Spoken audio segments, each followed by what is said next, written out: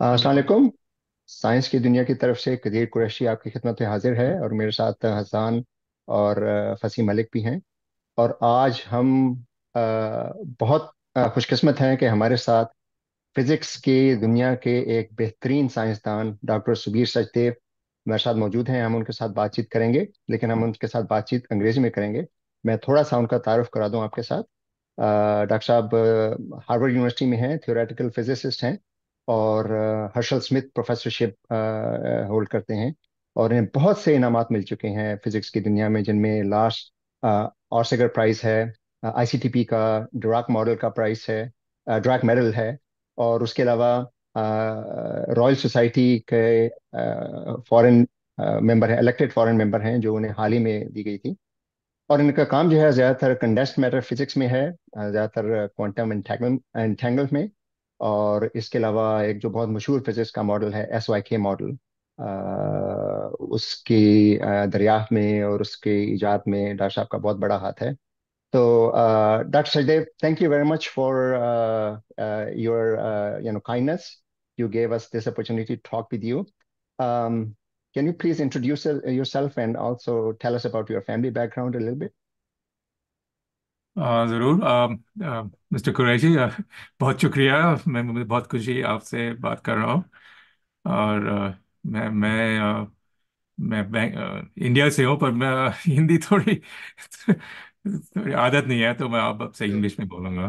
जी माफ जी, कीजिए। sure. Ji. So I तो was yeah. So you want to know about my Yes life sir. story? So Yes sir. yeah, I was Yes sir. born in Delhi. Mhm. Uh, and, uh, and I grew up there. And my parents are, in fact, my grandparents are all Punjabis. They all came Mhm. from Lahore. Well Oh, before nice. partition, they had Nice. moved to Delhi, Mhm. and I have never been to Pakistan. Maybe someday, but in Delhi, yeah, I went to school and I spoke Hindi basically with everyone.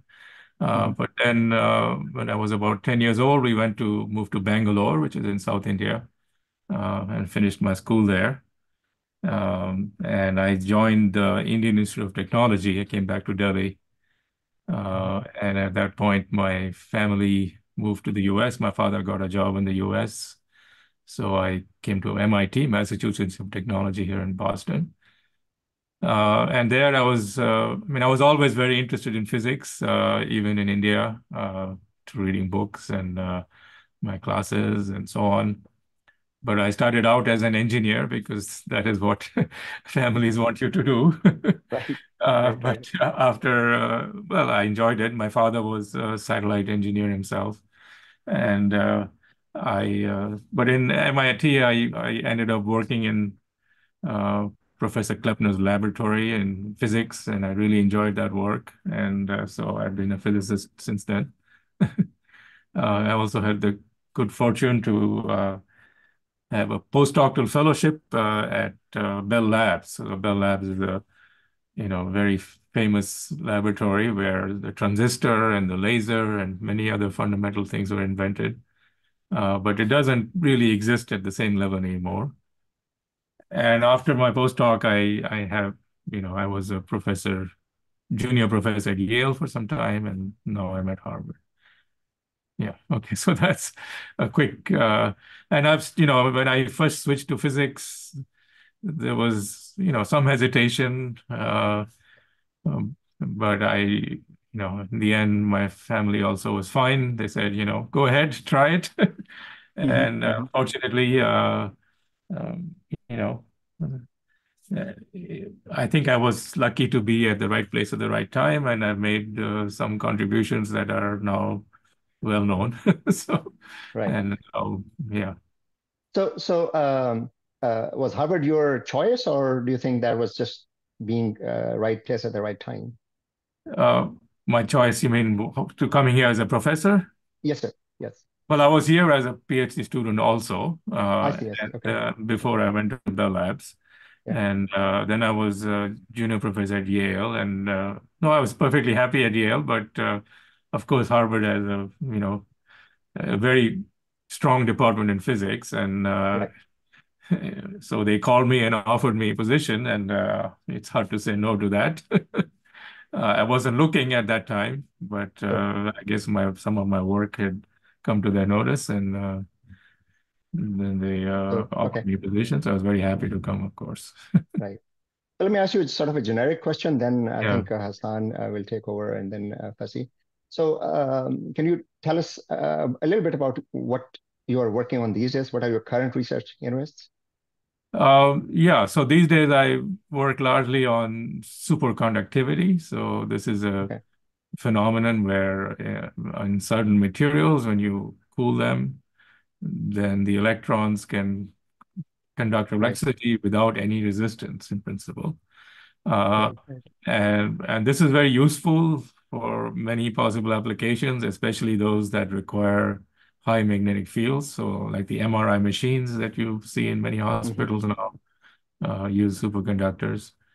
Uh, but my interest is really on the basic physics of what Right, makes certain material a good superconductor.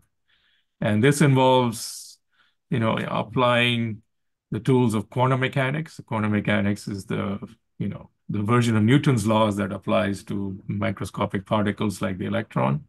right. Uh, and so it's really a question of understanding the quantum mechanics of many, many electrons. Hmm. Hmm. But while you're doing this, the methods you use are the methods of quantum mechanics and also what's called quantum field theory. Right. Uh, And in fact, many of the methods that Professor Salam used for the theory of weak interactions, the so-called gauge theories, Hmm. Hmm. they're also very important in my work. So Right, in the end, I'm doing some combination of quantum field theory, but right. applying it to real materials in the lab. Yeah. So just was one question, you mentioned superconductivity. So there was a lot of hoopla last year, I think, about Yeah. uh, low temperature superconductivity. Do you Yeah. think there's just fluff or there was something to that? There is something to that, but the hoopla was about some really strong claims about room temperature superconductivity, and that issue. If everyone was skeptical, but and I don't think it's informally settled yet. But at this point, it's pretty clear that there was some misconduct there, and that's not real. But that shouldn't, and unfortunately uh, that is the time everybody hears about the field, about Right, superconductivity, when right, it's a bit unfortunate that the time they're hearing about it is not not the right, is may end up being some sort of fraud, although it's not been fully settled yet. But the underlying it is a very basic and important phenomenon, and there was some interesting discovery in Germany about raising the temperature for superconductivity in certain materials under high hmm, pressure. hmm, hmm. And that I think, well, let's see, people are testing it and it looks pretty plausible. Uh, but the big advance in superconductivity, which is related to what I work on, is really the so-called copper oxide superconductors. Hmm. They were Hmm. discovered in 1987 by Bednorz and Mueller, and they got the Nobel Prize for that a few years later. Hmm. Uh, Hmm.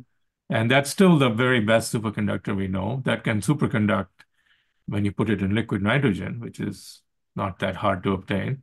Right, right. Uh, and that's absolutely a settled phenomenon. No question, it's correct. And those materials are the ones people are using and the ones I think about. So the recent developments are more of a distraction so far, but the field goes along and it still has very basic questions that we're thinking about. So, you mentioned before that you did your engineering before coming to physics. So, I Yeah. want to ask that what developed your interest in physics? Was it there before you started your engineering, or was it developed after you had finished your engineering? Uh, it was already there from the very beginning, in in school, we had physics classes. I mean, we had good teachers. I was at St. Joseph's Boys High School in Bangalore. It was an excellent school. and we even had a good physics lab. And I also remember reading some books by Feynman. The Feynman lectures were available, and really fascinated by quantum mechanics and things like that from a young age.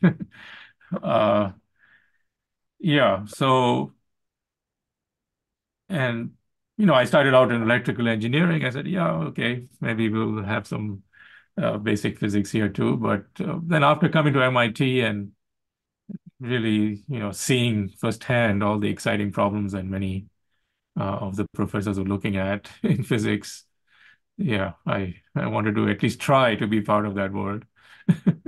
Yeah. Right. So I have one follow-up question. So Yeah. you said that you read a lot of books from Feynman. So was your initial interest to go into particle physics, or did you want to go to condensed matter physics from the very start? Yeah, that came much later. So when I came to graduate school, I wasn't sure. I mean, particle physics certainly, in the time of Abdus Salam and others, was definitely the exciting field where there was some remarkable progress in a very short time. But by the time I started in my PhD, what's now called the standard model of particle physics, which describes, quarks inside a photon and electrons and basically every particle that we know, uh, was pretty much in there. So, and it seemed like the problems that we're addressing were, first of all, not only very difficult, but also disconnected from experiments that would be done, over some reasonable time frame. On the other hand, in condensed matter, I saw that there were, again, a lot of exciting developments happening, like the discovery of the high temperature superconductors happened when I was very young, just starting my career. And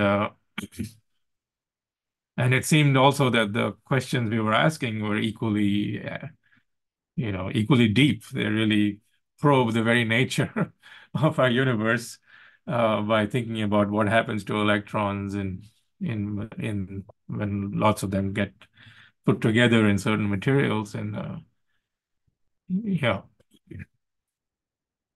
Um, so just that combination of uh, fundamental and deep questions, along with possibility of almost daily contact with people working in the lab with experimentalists, that convinced me to choose condensed matter physics. Yeah.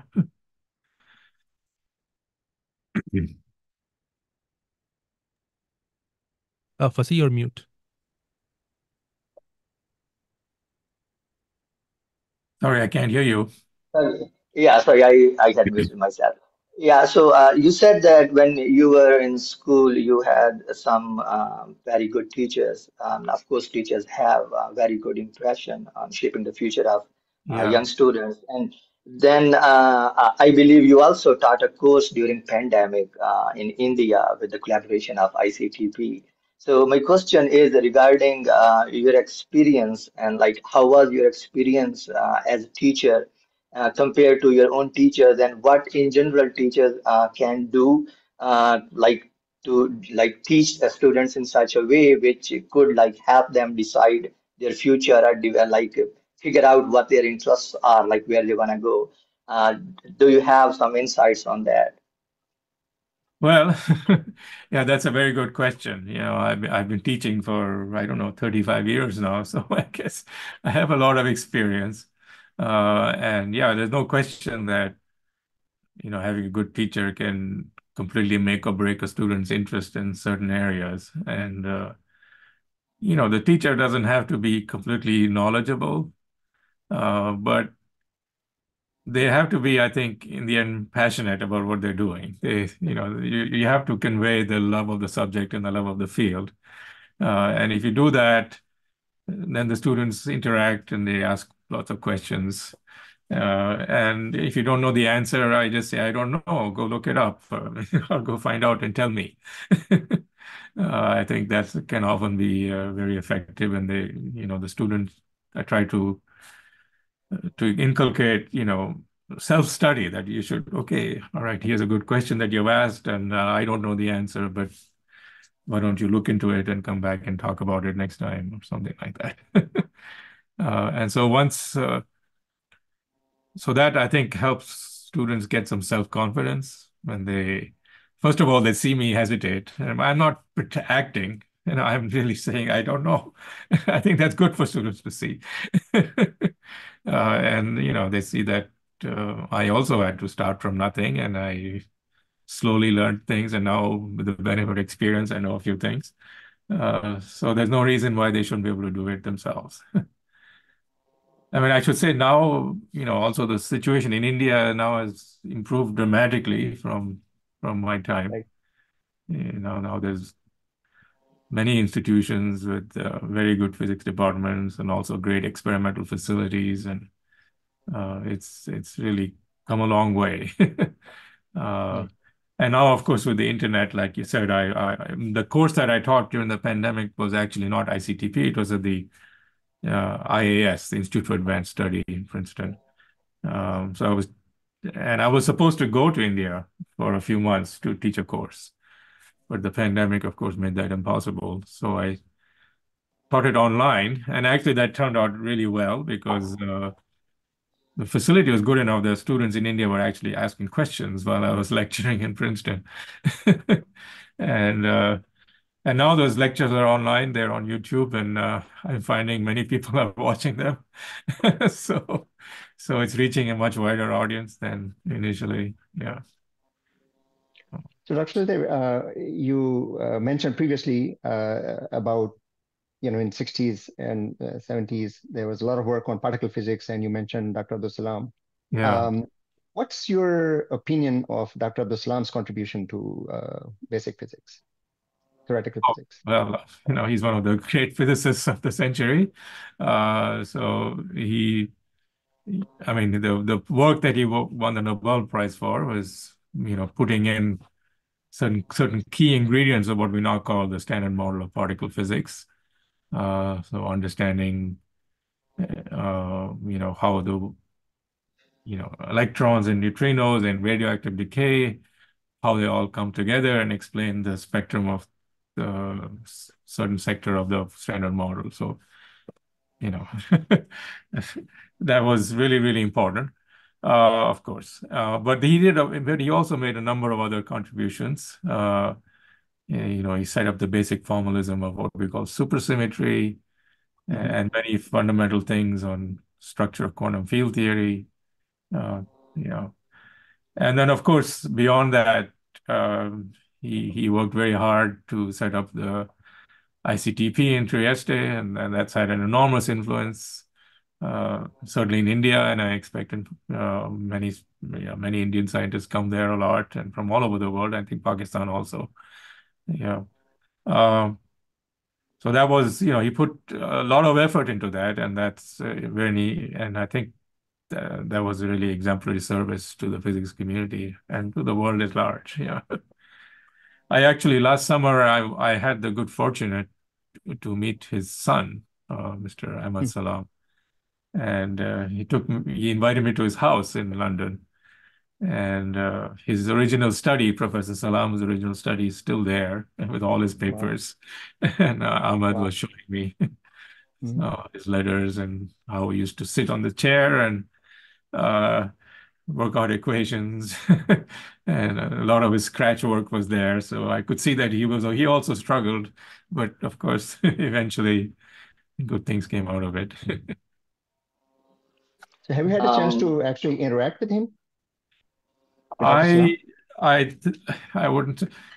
So when I was very young, as a young student, I went to ICTP, and there was a big conference with lots of people. And I remember at lunch, I was sitting at a table, and he came by to say hello to everybody. So I may have even shaken his hand. I don't know.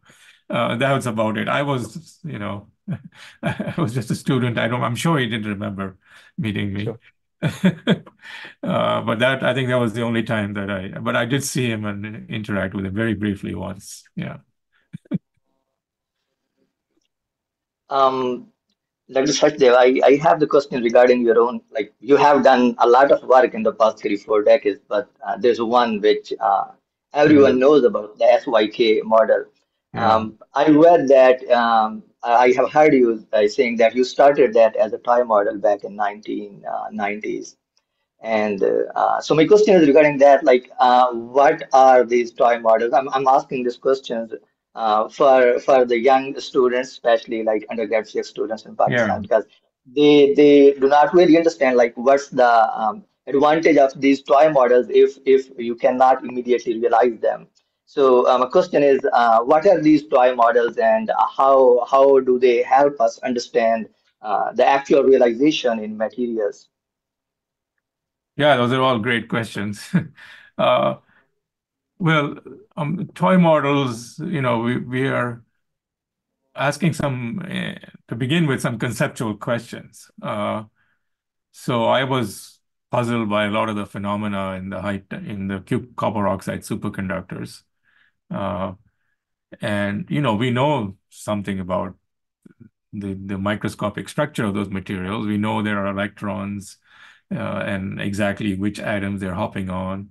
So we can write down what you'd call a realistic model. That is or you can write down some Schrodinger's equation, which describes the quantum mechanics of all these electrons. So in principle, the equations that determine the fate of those electrons are completely known. But that doesn't mean you've solved the problem, because nobody can solve those equations. They're just too complicated. In the end, those equations predict certain phenomena, and what are the phenomena we'd like to know. Okay. I mean, the same is true even in particle physics. I mean, the standard model, you write down everything. Uh, so people solve various simpler models where you can solve them, but then you get some conceptual understanding of what the phenomena are. I mean, and that also happened in Professor Salam's work, where the theory of weak interactions was, there were a number of simpler models that people had, and he looked at before you come up with the final answer. So in my case, what had become clear, not just to me, but to many other people, was that what we really need to understand something better was the nature of what you call many particle entanglement. Uh, so entanglement is a strange feature of quantum mechanics, which Einstein called spooky action at a distance. And Einstein himself was presenting it as a toy model of two electrons. So you imagine you have two electrons, like there are two electrons in a hydrogen molecule, and you're able to separate them without disturbing how they're spinning on their own axes. And if you could do that, it seemed to predict some very complicated, unnatural effects, where if you observe the spin of one electron, it would influence the spin of the other electron instantaneously, even though they're really far apart. All right, so that's the basic. That does happen, and it's been tested in various experiments, realistic experiments since then. And that's the basic structure of quantum mechanics, the nature of quantum entanglement. So that was two electrons. And what we wanted to understand was what happens when you have 10 to the power 23 electrons. What can they do when they start entangling with each other? Well, they can do a lot of things, we now know. In fact, we probably only know a small part of what they can do, depending on the conditions they're in.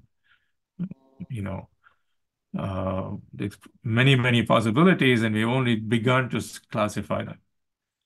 So the SYK model, or at the time it was only S and Y. Y was my student, Jinwoo uh, was a model where we said, okay, let's take a simpler model where instead of putting the electrons on a square lattice, which is what happens in the copper oxide superconductors, you put them on a cluster where they all interact with each other. So initially that seemed like you're making the problem even more complicated, because they all can interact with every electron can interact with every other. But there's some analog of what's called the central limits theorem in statistics. There's a similar analog in quantum mechanics.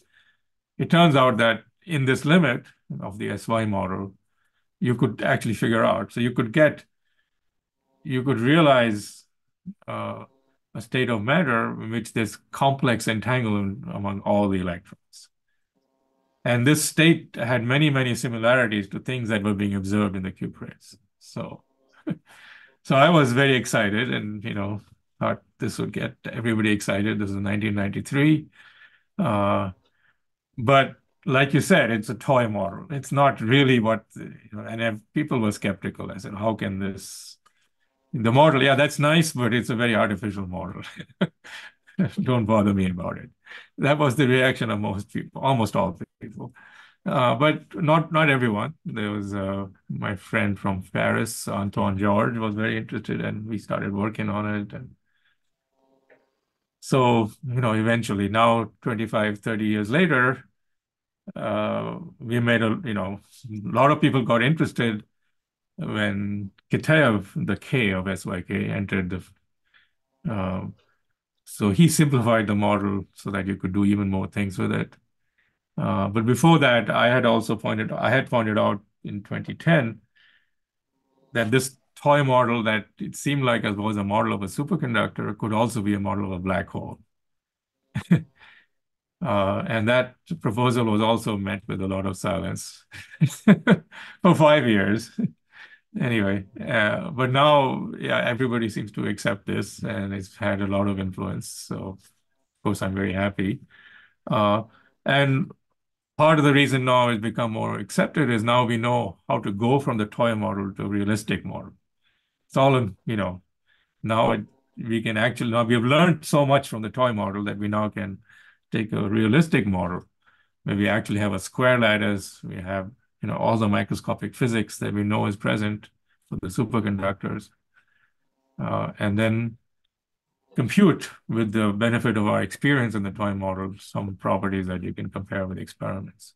But that's very much ongoing work, and we made a lot of progress in the last few years. And similarly, on the black hole side too, it's gone from being just a toy model to a much more realistic model of certain types of black holes. Yeah. But I have a follow-up question regarding the same one. Mhm. I guess I read it or heard you somewhere saying that when you were thinking about this problem, you had some issues, but you finally got those ideas from your string theory friends, uh, like regarding mathematics or like some other intuitive ideas regarding this model. Can you please share some light Yeah. on that? Well, I mean, yeah, there's obviously a lot of interplay. So, I mean, I was thinking of the model as just a model of, certainly in 93, I didn't even know what a black hole was. I was thinking entirely about superconductors. But by 2007 and so on, they started to be a general emergence, and I wrote some papers on it, how there's some deep connections between entanglement of electrons in superconductors and entanglement at black hole horizons. This is a very broad connection, which a lot of people were developing. And then I heard from my string theory friends about a certain type of black hole. I didn't know much about black holes. They were describing the quantum properties of a certain type of black hole. And as I'm listening to them, all the properties they were listing were properties I knew from the SYK model, from the SY model. It wasn't even, K had not yet entered the fray. And yeah, so that was kind of a big eureka moment for me. Okay, it's not, the SY model, it was really more of a toy model for superconductors, but it was much more realistic for black holes. And that is what I learned when I learned the physics of black holes from my string theory friends. So I wrote a little paper pointing all this out, that, yeah, this is, it's all well and good to have a very general connection, but here's a very specific connection. You can even match numbers from the SYK to black holes. There's a specific connection. And that's now, really become much more precise also, thanks to the fundamental contribution by Kitaev in 2015. It means so like for the young students, they can get this lesson from this history, your history. that even though they are like doing research in certain field of physics, they should have some knowledge of like what's going on overall in like all other fields of research areas of physics. Because sometimes, as you said, in your case, it helps just to relate ideas, like similar kind of things that are going on in other fields. Yeah, no, I completely agree with that. I mean, one should be a scientist and or and really be interested in everything about that's going on, at least at some level. But these days, a lot of exciting advances are happening in machine learning and AI, and you know I'm trying to learn those. Perhaps they'll have some impact on physics too. We'll see. Yeah. Dr. Sachdev, do you have any opinion on what do you think is dark matter and whether there's any hope that in the next few years or maybe in a decade, we will break that mystery? Yeah, I wouldn't say I have a very knowledgeable opinion because I don't work on that area, but like, Sure. but I should have some knowledge, right? I just said so myself. Yeah, I mean, I think the evidence that there is dark matter out there is very strong, that there is definitely, some large fraction of the mass of the universe is in some matter that we have not seen in any of the, the optical or any other frequency spectrum. And there are many experiments out there, many people who have spent their lives trying to detect it, and there's many going on.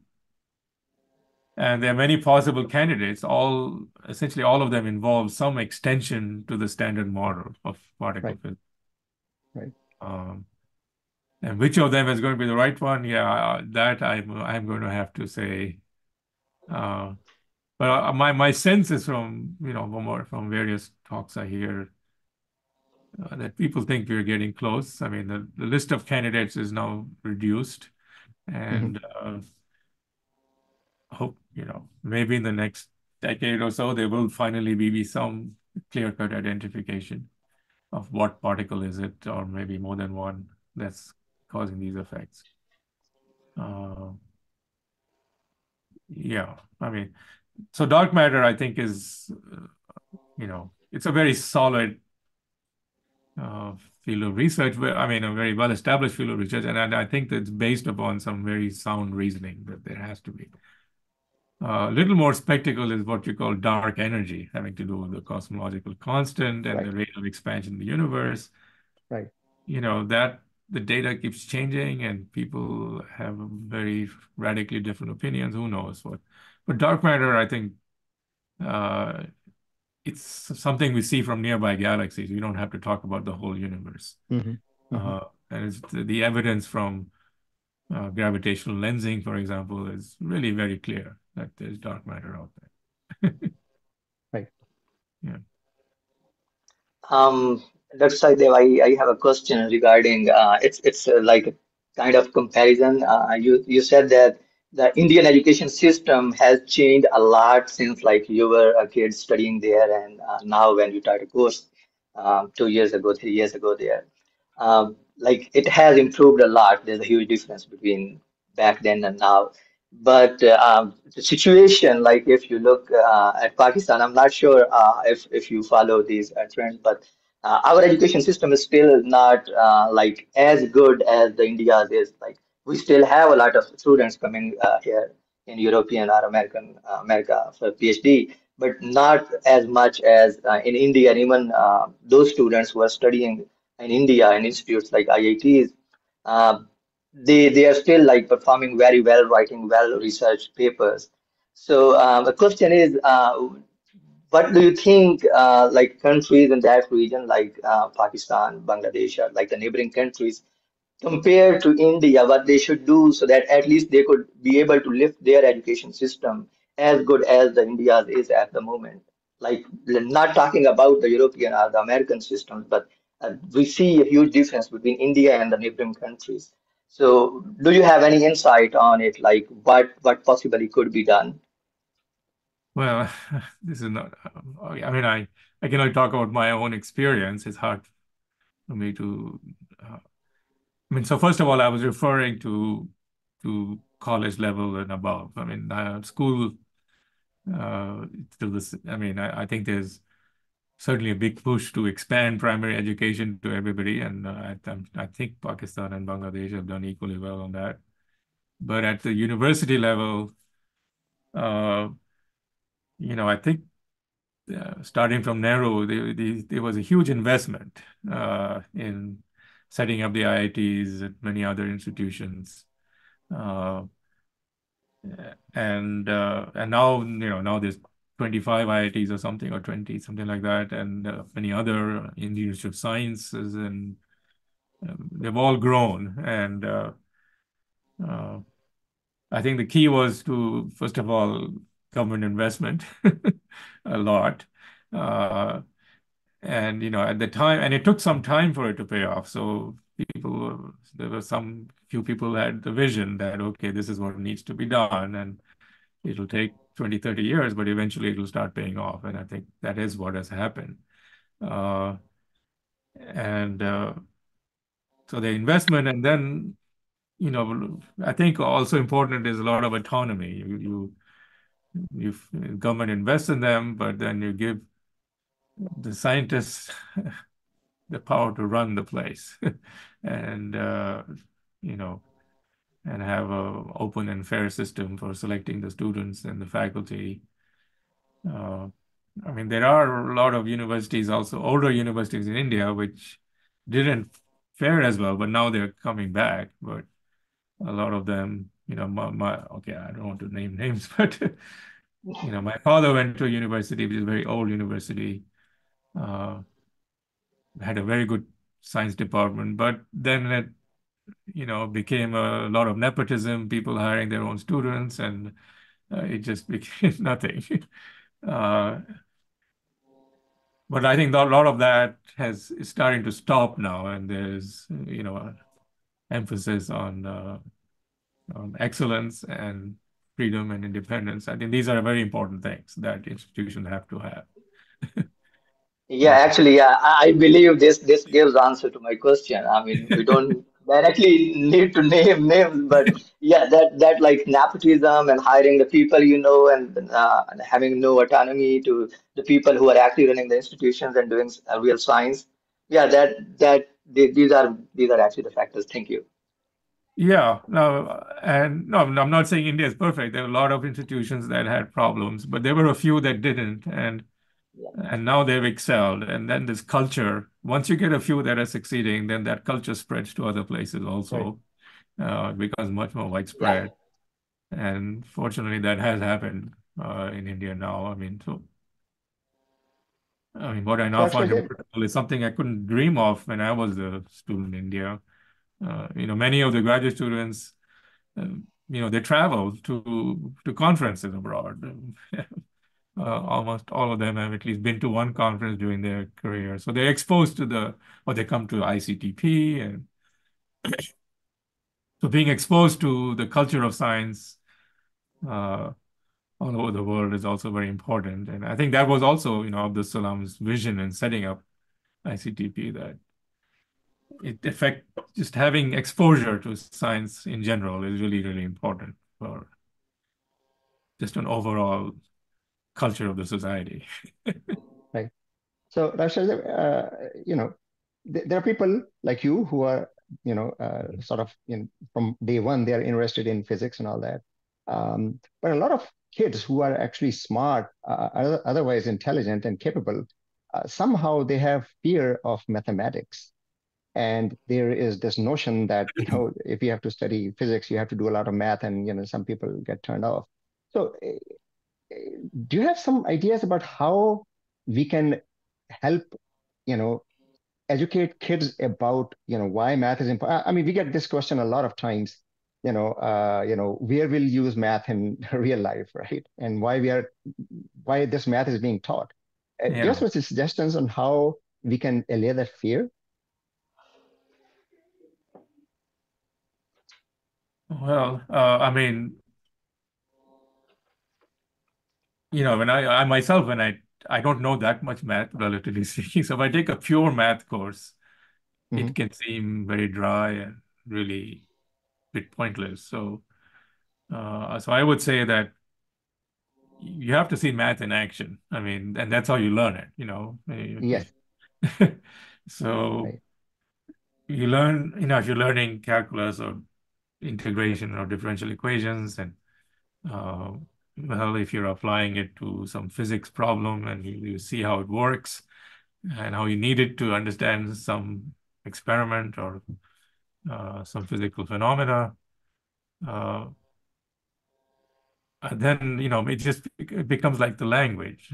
It's mathematics is just a language we use, and I've certainly the most advanced mathematics I've learned is while I'm doing the physics. You Hmm. learn the math as you're doing, or you're doing statistics, or you're doing economics. You learn it while you're doing some application, is what I would say. That's probably so one shouldn't make it some sort of abstract set of rules that people came up with, and that uh, and also, at least from our part of the world, it's worth emphasizing that many of the key things in mathematics came from, from our part of the world. The whole number system and Yes. algebra, Yes. and they all have origins in India or the Middle East. And Yes. Yeah. Yeah. That's a very good point that, maybe we need to excite kids that way, that this is our own heritage. This is not right, something that was invented in the West. yeah. Uh, the Romans were doing, if you try to do math, what we're doing in math today using Roman numerals, nothing will happen. Yes, exactly. They- Right. uh, It's hard to imagine and the value even in certain in our. aspects of calculus were Yes. invented in South Asia, and but not, of course, then there was a huge explosion in 16th, 17th century in Europe, which our part of the world got way left behind, and now have to catch up. Yes. So I have a question about your experience of writing textbooks. So I mean, you have written a number of books, which includes this book on quantum phase transitions in the late 90s and this on holographic quantum matter in the late 2010s. So a lot of people who have written textbooks, they say that um, before writing the textbook, they think that this textbook probably will be over in 1 or 2 years, but when it actually happens, it takes much more time than that. So did it happen with you? And were there some other, experiences that you had while writing these textbooks that you want to share? um, yeah, well, I think writing the first draft, if first of all, you have to think, what do you want to say? And you have some message you want to convey in some broad sense. Uh, and in both cases, and in fact, I have a third book now, is all based on courses that I taught over the years. So I probably had been teaching this course at least 4 or 5 times and developed notes. And then I said, okay, after I said, now it's time to put it all together.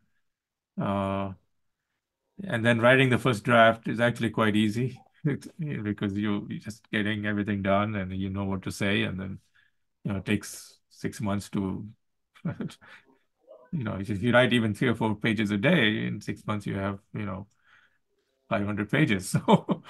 So it can be done if you do it steadily, which you do. But then comes the hard part. You have the first draft, and now you have to check everything, and you have to put in all the references, and you have to reread it and rewrite it. Yeah, that can take a year or two. Yeah, but the key in my case, of course, has been to first get the ideas organized by teaching a course. I mean, Mm-hmm. and you often find okay, I'm going to present it this way, and then first time you do it, then the students, you just get a lot of blank stares, and you realize, okay, this is not going to work. Let me reorder things and try to do it again, or teach it in a different way. And so, at least with the first and the third book, I went through that iteration over 4 or 5 years, maybe more. I Yeah. see.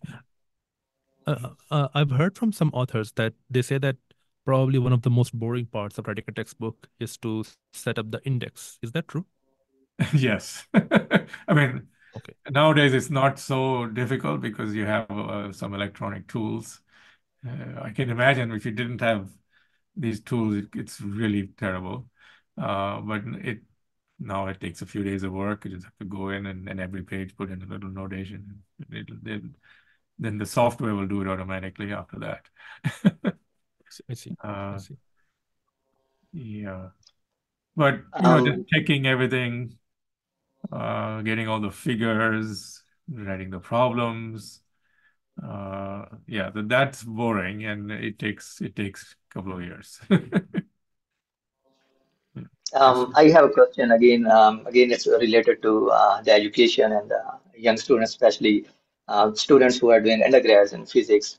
And the question is related to problem solving in physics. And I would like to have your insight on that, like your thoughts on that.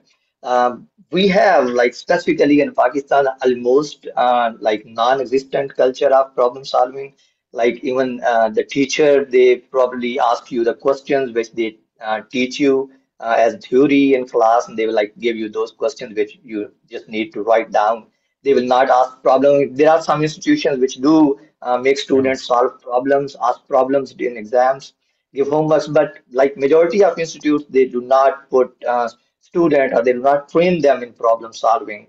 And the result is by the time students get their degrees, they have physics degree and they don't know how to solve problems. So I'm gonna ask you to give some thoughts on like how important it is to solve problems like the chapter ending problem in books and how they are helpful in research in general when you enter your grad school, a PhD, how these techniques of like solving problems help you. Um, yeah, no, you're absolutely right. I mean, problem solving is key. And, uh, yeah, education, and even, I mean, it was also the case in India in my education, quite a bit of the education was just memorizing on all kinds of things. And then that's not good, definitely.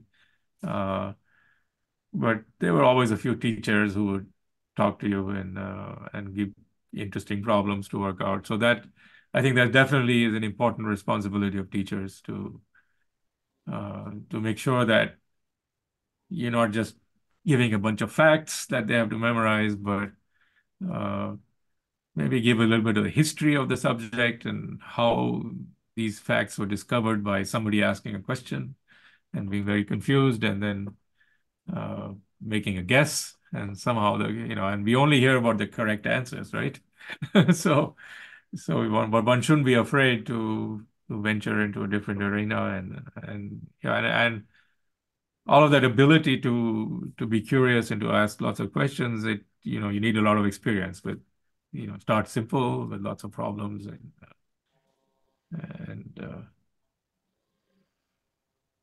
yeah. So, but it's a very hard task for a teacher. It takes a lot of work, and so teachers should be better compensated, no question, uh, to come up with good problems that will interest the students, and which they will Yeah. enjoy, rather than seeing it as some annoying work they have to do.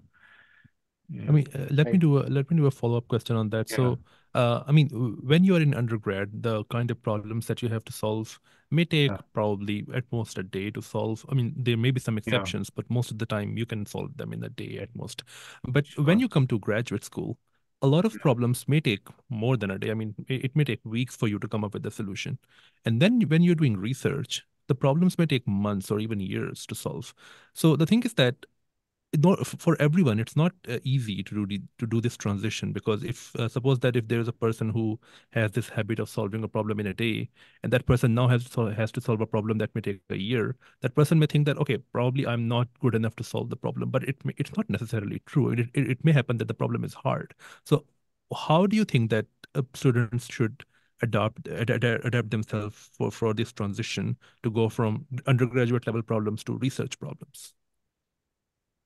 Yeah, no, those are great questions. I don't know if I have very good answers. I think one strategy is, first of all, you can break it up, break it up. You got some very difficult problem. I say, okay, can I ask a much simpler question? And then make a little progress on that question. So if you have a series of small steps where you think you're moving along, you're not just stuck and staring at the window, then it's very frustrating. But if you can find, simpler or smaller cases that you can look at, then and keep making progress, and then you can keep going at it. But often, sometimes I suggest problems to my students, and then sometimes they just disappear, and then I have to call them up and say, what's going on? Well, it's too hard. Well, okay, if it's too, and then I say, well, why don't you come tell me? Or sometimes, the problem itself is wrong. I mean, it's not as if there's a God-given problem that you have to solve. So, a student could say, okay, this is looking really hard. And then say, okay, I think this is the wrong question to ask. Maybe there's another question to ask that could have helped you make progress. So you have to treat the questions or the problem as not something, precisely the things that you have to solve. You have to maybe ask a different question or ask a simpler question and keep making steps. And sometimes you come up with a problem and you say, okay, at this point, I don't think I can solve this. Fine. It's not as if you wasted your time. You put it aside. This has happened to me several times. Okay, this is fine. I'm going to close this notebook. I just don't know what to do next. I put it aside and kind of forget about it for a while and do something else. But then a little, year later, I'm thinking about something, and then I remember, oh yes, this can apply to that problem that I was looking at a year ago. Then you bring back that. So it's struggling with a problem, but it didn't seem like you didn't make any progress. It's not entirely wasted time. You have to realize, okay, you looked at a lot of dead ends, and that's very useful knowledge that maybe someday will still be useful to you. You don't know yet, but it will be useful later. So that's been my experience. So I think that gives you, you don't get frustrated and just give up. I mean, it's the nature of but it's, it's satisfying eventually. Maybe you have to wait a while, but it's well worth the satisfaction later on when suddenly something, make progress and you see something in a new light that nobody else has seen. And it's not always, I'm sure that was the case for Professor Salam too, that it's not that he sat down one day and said, this is the theory. It just doesn't work that way. Right. I'm sure there were many dead ends. And then, and what's also often happened, I work something out, it looks like I haven't solved anything, and I write a little paper on it, and I say, okay, fine, enough to get published, and that's the end of story. But later on, you find, oh, well, actually, that idea has other applications. It's got, so, yeah. So just being more flexible, asking different questions, and recognizing that the biggest difficulty may be not finding the solution to the problem, but that the problem is asking the wrong question. Right. So you mentioned that. Yeah, So sorry, go ahead. I have a follow-up. So you mentioned that it can happen that you may come to a dead end and then you get some other idea, and then you have this aha moment where you realize that you can apply this idea to the problem that you were solving before. But to have such moments, you need to have a lot of dead ends in mind, right? So it means that if you have a dead end, it's not necessarily a bad thing, right? Yes, absolutely. That's exactly what I was trying to say. I mean, of course, easy for me to say all this when I have a tenured position. When you're a young person, Right. You have a limited time horizon. So all I can say is, I am actually very happy when my students come back to me and say, the problem you gave me didn't make any sense. I think you're giving me the wrong problem, or you didn't really, I didn't do my job to think through exactly what the right question was. And often that is the case. I'm very happy that the student told me that, okay, let's try to reconfigure this. What's the worst thing? A student can just disappear for a year and then come back and say, sorry, I've made no progress. And then Okay. And it could be because of my fault, because I didn't give the right question. So, so don't hesitate to question your advisors. Dr. Dev, these days seems to me that the attention span of younger people is shrinking because of social media and all the other things. Yeah. And also, there's a lot of now propaganda against science and technology, which, I see that in India and Pakistan, I mean, here in US also, but in Pakistan, at least I can tell you it's a lot more pervasive. I mean, What do in you think what we sense? can You do? mean Yes. because it causes climate change and all of that, or nuclear war, or things like that? Yes, and also in general, in Pakistan especially, there is, traditional thinking, right? There is, conservatives who, who don't like change, and technology brings change, so they seem to be, reluctant to accept that. But my question really is, what do you think we need to do to encourage younger people to take more interest in science and technology and see that that's where the future is? Yeah, I don't know. That's a good question. Good. That's a good question. I don't have a good answer. Well, I mean, at least like speaking from what I see in American schools is there's there's an incredible discussion of all the bad things that are somehow due to science, like Hmm. pollution and this and that. But Right. maybe they can be a bit more, certainly I think a lot more emphasis on, well, many of the things we take for granted, that including, let's starting with the iPhone. That's the Right. example I often give. Let's take your iPhone. Almost everything inside it is due to science and physics and research Hmm. that's not that Yep. long ago. Right. This could not have existed even 15 years ago. Uh, and that's certainly something every young person values. So uh, they can't do without that. Uh, yeah, I would say um, I mean, speaking a lot more about how basic scientific knowledge is the key, uh, not just to technology uh, and many technological achievements that you take for granted, uh, but also for, just understanding our place in the universe and for, Hmm. uh, uh, as a sort of universal human quest. I mean, it's something that humans have been doing since the very beginning. Right. Starting with tracking the planets and so on. We just want to know our place in the universe, and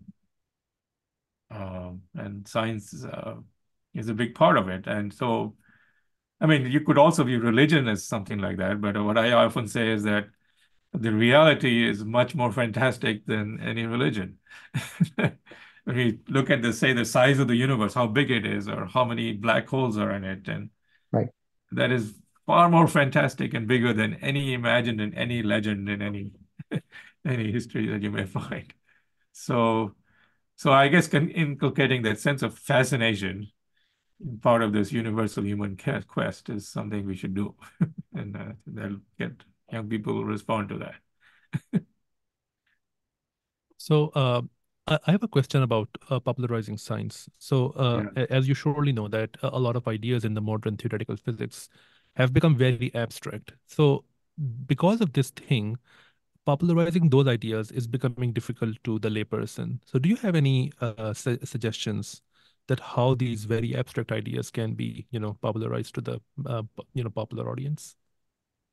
Yeah. I mean, I agree that often many of the popular science discussions get very abstract, and I agree they shouldn't be. Somehow they present science as some very abstract thing, and then there's some black magic, and then uh, it all seems to present it as something that mere mortals couldn't understand. And I think that's wrong. It shouldn't be presented that way at all. Everybody can understand it if they have, I mean, if presented the right way, and if they spend more than 10 minutes talking about it. It has to be, you need, okay, half an hour to explain some scientific concept. Anything, almost anything can be explained to anyone, at least the basic outlines. But it requires, as you said, some attention, some care. So I've given, numerous public lectures, and I gave a lot of thought to how to present like quantum entanglement. And I always try to do it by relating it to experimental phenomena, to observations of various types. Yeah, I mean, there's Carl Sagan was a very good science popularizer. I mean, and he always to put it in context of observations, astronomical observations usually. And I think there's no reason the same can't be done for modern physics. And I think there are people who do it well, but there are also others who make it seem more abstract than it needs to be. I mean, there's certain directions like string theory that are very abstract and difficult to explain. But it's possible to do it by focusing on, some of the physical consequences of string theory. And there are people who do that well. But yeah, Was you mute? I can invite the audience to, just Google, go to my YouTube channel. There's a few public lectures, and I'm trying to I'm trying to present some recent ideas and frontiers of research to a general audience. And I don't know how well I've done it, but sure. Okay. But it definitely requires some effort from the people presenting the talk. Yeah. I have a question, and it's guidance from you for young students, especially in like the South Asian, the Pakistan, India, and Bangladesh, these countries, the students. Um, how who want to do PhD in sciences, specifically physics, what should they do like to build their background that makes their basics of their respective subjects strong, and what they should be focused on if they want to be good researcher. Well, I mean, certainly in school or, I mean, just the basics, there's no alternative to, learning basic mathematics, a little bit of, you don't have to go to very high-powered mathematics, but the basics of calculus, the basics of linear algebra, certainly everyone should know, even if you're not sure exactly what field of science you're going to go into. And similarly with physics and chemistry and biology, I think I don't think one needs to really start jumping into some, like some genius into string theory right when you're 15 years old. I don't, often that's not the wrong thing to do. I think more important is to learn the basic facts well and not just memorize them, but really understand why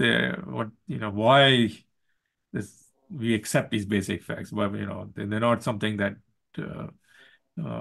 somebody wrote down and we had to obey them. They are facts based upon a lot of trial and error, a lot of experiments, and a lot of wrong turns that led to these structure that we explained to you. So if you start appreciating that and understand where it came from, I think then you'll be ready to do whatever you want later on in life. Yeah. Yeah, thank you very much actually for this comment. I just want to thank because since I told you we have like 800,000 of like people in our group who all the time, almost all the time, ask us the questions about black holes, string theory, and these kind of like higher dimensions, these kind of questions. And we always try to tell them that you first need to know the basics. I mean, Hassan sitting here, he is doing research in string theory.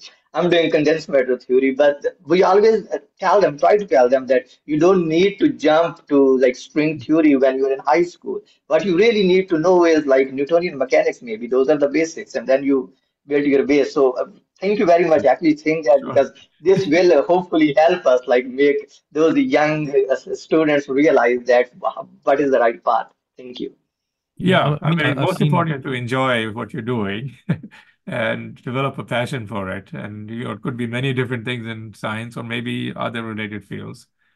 And as long as you have the passion and the interest, then other things will happen, I think. I just want to say that I've seen students who want to study something like ADS-CFT, but they Yeah. can't even solve a differential equation. So even if I am working in string theory, I would not recommend this path because there is no use of learning ADS-CFT or string theory or quantum mechanics even if you can't solve a differential equation. I mean, you Yeah, have well, to but at the same have good time, foundation. I also, I have students, but I try to at least explain them the basic idea and I say, all right, this is what I don't, I try not to dismiss them and say, but okay, that's a great interest. I can tell you a little bit about it, but now let's go back to some other things that you should learn before coming here. Right, I mean, right. the general idea one can convey in some pictures, but of course that doesn't mean they can actually compute anything. That takes years of work. Right, exactly. Yeah. So, Dr. Sachdev, anything that you may want to say to our audience that we have not discussed yet? Oh,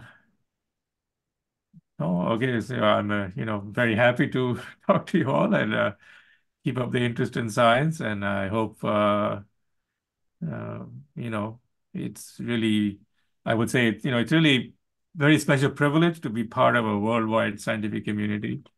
It just makes you part of some common human effort, and I encourage you all to be part of it. All right, Dr. Sachdev, thank you very much. It's a great honor for us to have this opportunity to talk with you. So thank you very much. You have a good Thank day. you. Thank you for your interest. Thank you. All right. Bye.